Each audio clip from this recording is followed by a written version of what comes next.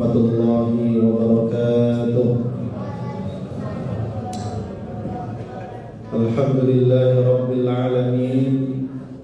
Wassalatu wassalamu ala asyrafil anbiya'i wal mursalin wa ala alihi wa ashabihi wa man istanna bi sunnatihi wa ihtada bi hadihi ila yaumiddin. Amma ba'du, rabbi shrah li sadri wa yassir li amri wahlul 'uqdatam min lisani yafqahu qawli.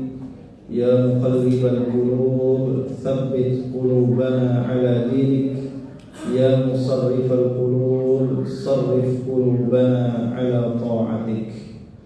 Ma'asyiral muslimin, Bapak Ibu jamaah salat tarawih yang mudah-mudahan kita semua senantiasa diberikan keberkahan oleh Allah Subhanahu wa taala. Kita bersyukur kepada Allah yang telah mengkaruniakan ke dalam hati kita hidayah dan taufik, sehingga setiap niat kebaikan yang muncul dan terlintas dalam hati kita kemudian dapat terwujud di dalam suatu amalan. Kalau bukan karena pertolongan, kalau bukan karena hidayah serta taufik yang diberikan oleh Allah, tentulah niat itu tinggal niat, tidak akan pernah terwujud menjadi sebuah amalan. Ma'asyiral muslimin jamaah rahimakumullah, kita juga bersyukur kepada Allah karena untuk sekian kalinya Allah memberikan kepada kita kesempatan untuk bertemu dengan bulan Ramadan. Allah berikan kita umur yang panjang sekaligus barokah. Kita memasuki bulan Ramadan dalam keadaan sehat walafiat, sekaligus bisa memanfaatkan momen Ramadan ini untuk benar-benar mewujudkan penghambaan diri kita kepada Allah Subhanahu wa taala. Karena itu Ramadan ini disebut dengan musim ketaatan, tetapi tidak boleh dianggap sebagai ibadah musiman. Sesuai dengan tema kita, Ramadan bukan ibadah musiman. Apa bedanya musim ketaatan dengan ibadah musiman? Kalau ibadah musiman, maka kita memasuki bulan Ramadan hanya sekedar mengikuti ritual tahunan, hanya semacam rutinitas.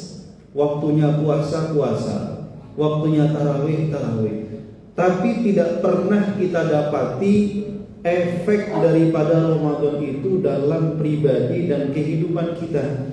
Ini namanya ibadah musiman. Sekedar hanya untuk menggugurkan kewajiban, asal secara fikih sudah sah, menurut kita sudah selesai. Asalkan secara kuantitas, target kuantitas terpenuhi, kita sudah merasa puas. Lalu kemudian kita lupa bahwa Ramadan itu ada target, ada tujuan. Tujuan daripada Ramadan adalah la'allakum tattaqun. Diwajibkan atas kalian berpuasa adalah supaya kita menjadi pribadi yang bertakwa. Goalsnya itu, tujuannya, targetnya adalah membentuk ketakwaan di dalam diri kita. Sehingga ketika seorang muslim itu hanya sekedar melakukan sarana-sarana yang mengantarkan ketakwaan berupa puasa, sholat, tadarus Al-Quran, hanya sekedar sebagai ritual rutinitas tahunan, tanpa kemudian melihat apakah sarana-sarana itu telah membentuk ketakwaan dalam dirinya, maka seseorang itu masih terjebak dalam ibadah musiman.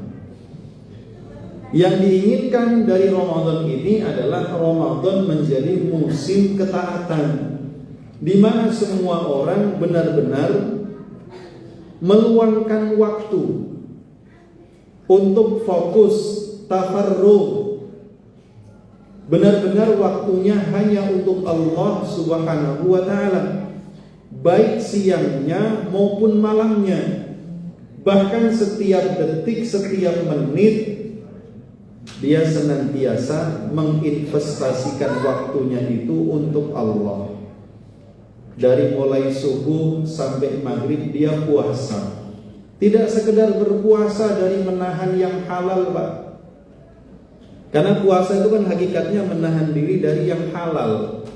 Kita di rumah punya makanan, di rumah punya minuman milik kita sendiri dan jelas halalnya.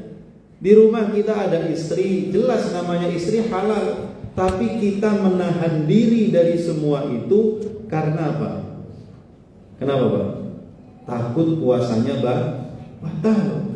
Tapi orang yang berpuasa dan menilai puasa itu sebagai sebuah musim ketaatan, maka dia tidak hanya akan menjadikan puasanya itu sekedar menahan lapar dan dahaga, tetapi juga menahan diri seluruh anggota badan dari hal-hal yang diharamkan oleh Allah. Ini jadi ada tambahannya di situ. Maka di situ ada kejujuran kepada Allah. Di situ ada ketulusan kepada Allah. Di situ ada muraqabatullah, merasa diawasi oleh Allah. Sehingga tidak akan terjadi seseorang berpuasa menahan diri dari yang halal, tapi dia batalkan pahala puasanya karena tidak tahan sama yang haram. Mulutnya tidak makan, tidak minum, padahal di rumah ada makanan, ada minuman, tapi lisannya ini nggak tahan untuk tidak mencela, mencaci, ghibah, mengumbar aib, ngomongin orang, bermusuhan, ngomong jorok, ngomong kotor, ngabsen penghuni kebun binatang. Yang seperti ini jangan berharap dapat pahala dari puasa. Maka puasanya tidak akan pernah membentuk ketakwaan dalam dirinya. Matanya, telinganya tidak tahan dari melihat dan mendengar yang haram.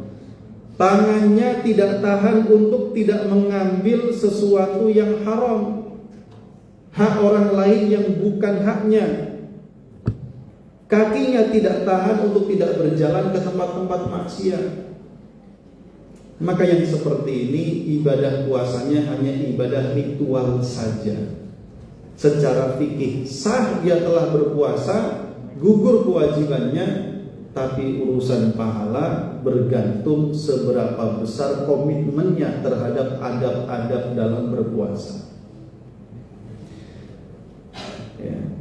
Sehingga orang yang menganggap Ramadan sebagai ibadah, sebagai musim ketaatan, musim ibadah, maka dia menjadikan setiap menit, setiap detiknya tetap dalam ketaatan. Zikir, doa, tadarus, kalaupun lelah tidur sejenak untuk bangun lagi, lanjut lagi ibadah lagi, begitu. Ya. Dan malamnya juga dia hidupkan dengan qiyam, berdiri sholat. Sholat juga ada targetnya. Sampai Rasulullah mengingatkan kita, jangan sampai orang itu sholat, ruku dan sujudnya tidak sempurna, seolah-olah seperti seekor ayam yang sedang makan. Gimana Pak? Ayam lagi makan. Ya. Dia matok dengan paruhnya tuh cepat sekali. Tuk, tuk, tuk, tuk, tuk, tuk. Ya. Jadi orang itu tarawihnya kayak gitu. Ya, di mana tuh kemarin? Di Jombang. Para lansia ketinggalan gerakan sholat karena saking cepatnya gerakan sholat imam itu. Wah, imamnya muda berarti. Ya. Sholat 23 rakaat 10 menit, rekor dunia. Padahal sholat ada targetnya, Pak. Wa aqimus shalah, dan tegakkanlah sholat. Perintahnya itu jelas, tegakkan, bukan sekedar lakukan sholat.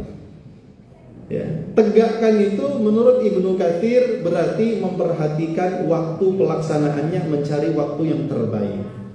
Tempatnya mencari tempat terbaik, jelas di masjid, tepat waktu. Ya. Dia sempurnakan wudunya, dia sempurnakan syarat sah sholatnya, dia sempurnakan rukun sholatnya, dia sempurnakan sunnah-sunnah sholatnya, dia sempurnakan dengan khusyuknya. sehingga dia tidak termasuk dalam firman Allah, fawailul lil musallin alladzina hum an salatihim sahun. Celakalah orang yang sholat karena dia lalai dalam sholatnya. Fisiknya ada di atas sajadah, menghadap kiblat, lisannya mengucapkan bacaan-bacaan sholat, tapi hatinya melayang sampai ke angkasa, sampai dia lupa saya udah rakaat keberapa. Bahkan selesai sholat gak lama dia nanya sama istrinya, saya tadi udah sholat apa belum? Karenanya ada fenomena orang selesai sholat Jumat, Pak, selesai sholat Jumat, dia turun dari masjid, ada sendal lebih bagus dari sendal dia, dibawa pulang, padahal baru selesai sholat. Ini namanya STMJ kata orang, susu telur madu jahe. Sholat terus tapi maksiat tetap jalan. Padahal wa aqimus shalah, tegakkan sholat. Kalau dia tegak, innas sholata tanha 'anil fahsya wal munkar.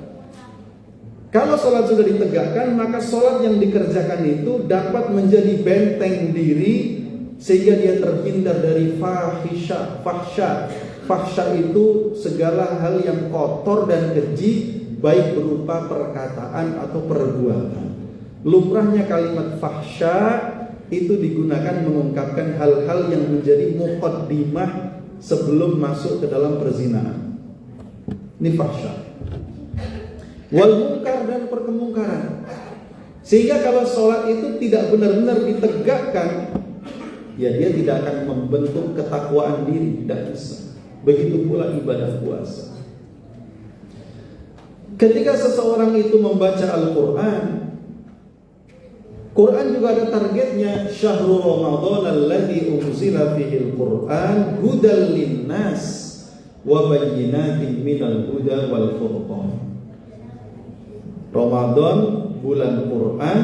Quran itu petunjuk bagi manusia. Secara spesifik, manusia yang bisa mengambil manfaat dari Quran adalah hudal lil muttaqin, orang yang bertakwa, yang bisa mengambil manfaat dari Quran. Kalau nggak ada ketakwaan dalam hati, tidak dapat. Wa bayyinatin minal huda wal furqan. Seseorang kalau sudah mendarah daging Quran dalam dirinya, Quran menjadi furqan. Dia bisa membedakan. Furqan itu membedakan antara yang hak dengan yang batil. Dia tahu mana yang benar yang harus diikuti, dia tahu mana yang batil harus ditinggal. Ini furqan. Sehingga ada fenomena seseorang baca Quran tapi tidak melewati kerongkongannya, hanya di lisan saja.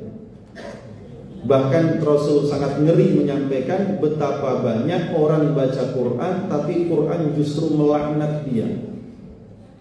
Ini persoalannya bukan karena bacaannya saja, tetapi dia tidak ta'atsur, tidak mendapatkan dampak efek dari Quran yang dia baca. Karenanya untuk urusan Quran ini, Ramadan boleh kita mentarget banyak khatam, boleh.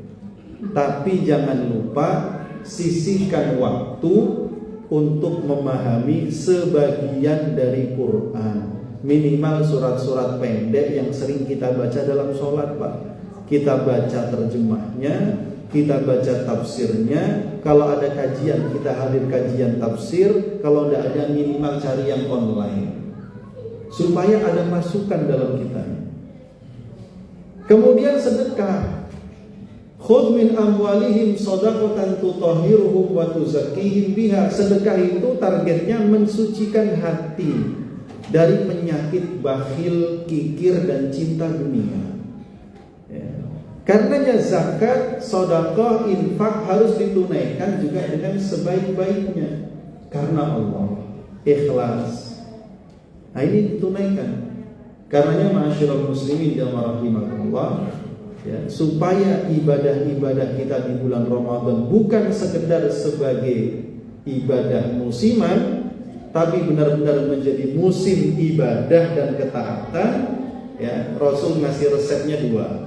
Man shoma Ramadana. Dalam hadis yang lain, man qoma Ramadana imanan wahtisaban. landasi semangat ibadah kita karena kita beriman kepada Allah dan Rasul-Nya serta hari akhir.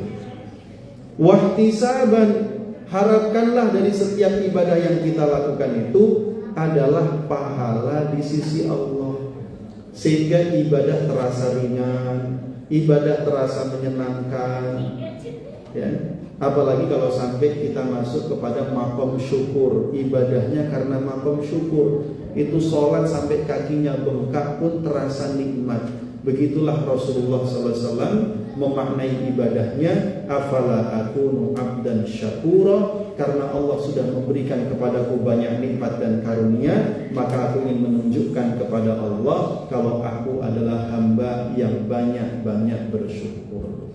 Mudah-mudahan Allah Subhanahu wa taala merahmati kita semua, menerima semua amal ibadah kita di bulan Ramadan dan menjadikan kita sebagai pribadi-pribadi yang bertakwa. Amin ya rabbal alamin. Assalamualaikum warahmatullahi wabarakatuh.